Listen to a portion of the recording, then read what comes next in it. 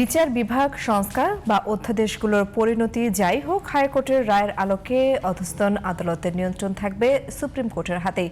আর বিচার বিভাগের জন্য পৃথক সচিবালয়ও গঠন করতে বাধ্য থাকবে সরকার, এমনটাই মনে করেন সংবিধান বিশেষজ্ঞরা। ১১৬ অনুচ্ছেদ সংক্রান্ত রায়ে এমন নির্দেশনা দিয়েছে উচ্চ আদালত। তবে এই রায়ের বিরুদ্ধে সরকার আপিল করবে এবং সেই রায়ের আলোকে এই বিষয়টি নিষ্পত্তি হবে বলে জানিয়েছেন attorney general barrister Ruhul Kuddus Kajal. Saidul ইসলামের রিপোর্ট।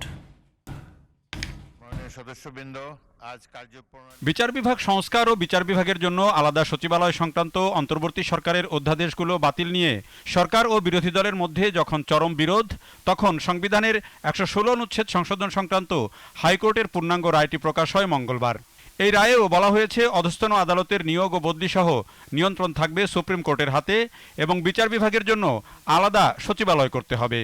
আইনজীবীরা বলছেন, বিচার বিভাগ সংস্কারের অধ্যাদেশ থাকুক বা না থাকুক, এই রায়ের আলোকে এখন সরকার পৃথক সচিবালয় করতে বাধ্য। আপনারা অধ্যাদেশকে ল্যাপস করতে দেন, আর পাস না করুন। এখন সুপ্রিম কোর্টের রায়ের আলোকে একটা বাধ্যবাধকতা আছে, দুটো গুরুত্বপূর্ণ বাধ্যবাধকতা আছে। একটা হলো পৃথক সচিবালয় করা, আরেকটা বাধ্যবাধকতা হলো নিম্ন আদালতের কর্তৃত্ব সম্পূর্ণভাবে সুপ্রিম কোর্টের কাছে ন্যস্ত করা। এখন এটা কি প্রক্রিয়ায় ওনারা করবেন, এটা নির্বাহী বিভাগ এবং আইন বিভাগ ওনারা ঠিক করবেন। প্রক্রিয়া তো সুপ্রিম কোর্ট বলে দিতে পারেন না। তবে এটা যখন আপিল বিভাগে যাবে, আমার ধারণা আপিল বিভাগ থেকেও প্রয়োজনীয় নির্দেশনা পাওয়া যাবে। তবে রায়ের বিরুদ্ধে সরকার আপিল করবে জানিয়ে attorney general barrister Ruhul Kuddus Kajal বলছেন, আপিলে এই বিষয়টি চূড়ান্ত নিষ্পত্তি হবে। চূড়ান্ত বিবেচনায় এই বিষয়টি, এই সাংবিধানিক প্রশ্নটি দেশের সর্বোচ্চ আদালত কর্তৃক সিদ্ধান্ত হবে।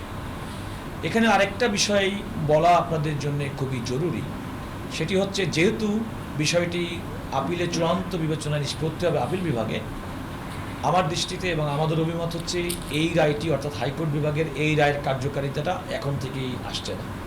আমাদের প্রত্যাশা থাকবে যে ভবিষ্যতে এই মামলা যখন শুনানি হবে, আমরা খুবই প্রত্যাশা করব যে কোনোভাবেই যেন এমন কোনো প্রশ্ন কখনো তৈরি না হয় যে সুপ্রিম কোর্ট তার নিজস্ব ব্যাপারের ক্ষেত্রে এমন সিদ্ধান্ত গ্রহণ করেছেন যে কেউ সেটাকে প্রশ্ন তুলে।